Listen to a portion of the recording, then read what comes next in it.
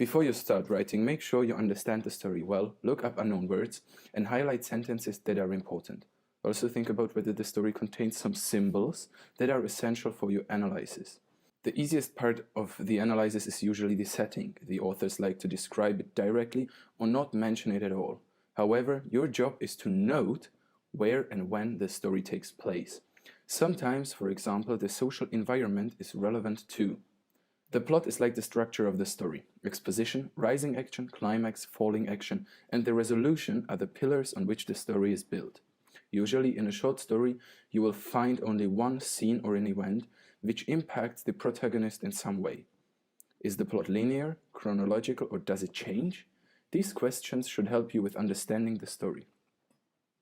Let's take, for example, Cinderella. You know her. The exposition is where we discover the everyday life of her. The action rises when Cinderella gets invited to the ball but is not allowed to attend it. However, she rebels against her stepmother and meets the prince anyway. The climax is when she leaves at midnight, losing a glass slipper in the process. The consequence of this event is that the prince says that he will marry the woman whose foot fits in the slipper. The slipper fits only Cinderella's foot. The resolution is Cinderella and the prince get married. End of the story. Now that you are familiar with the plot, you are also familiar with the characters. There are two types of them. Flat characters, for example, Cinderella's stepmother doesn't change throughout the story at all. On the other hand, Cinderella, who starts as a poor servant but ends up as a maybe rich princess. These changes can be external or internal, where the character's mind changes. Sometimes there's an antagonist. It's typical for them that their personality is the opposite of the protagonist's. Nick Adams, for example, is the famous protagonist from Hemingway's short stories. Now, how writers reveal their characters.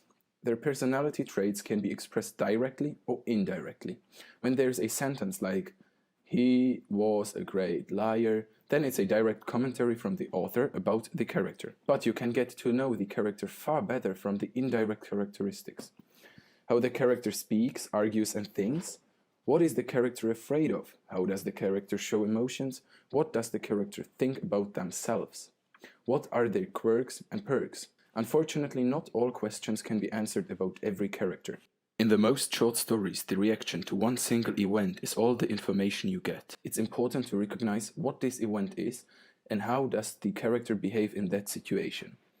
Always remember, only what can be proved with lines can be interpreted. In the novel The Road, the main character battles mostly with an external conflict. The same external conflict that can be in a novel can also appear in a short story. Basically, it's a conflict with an outside force. The internal conflict happens in the character's mind. It's usually a difficult decision, denial, or for example dealing with a trauma. It studies the human psychology. In another famous novel, Lolita, the protagonist fights his own desires, which means it is an internal conflict. There are generally 4 types of point of view and narrators.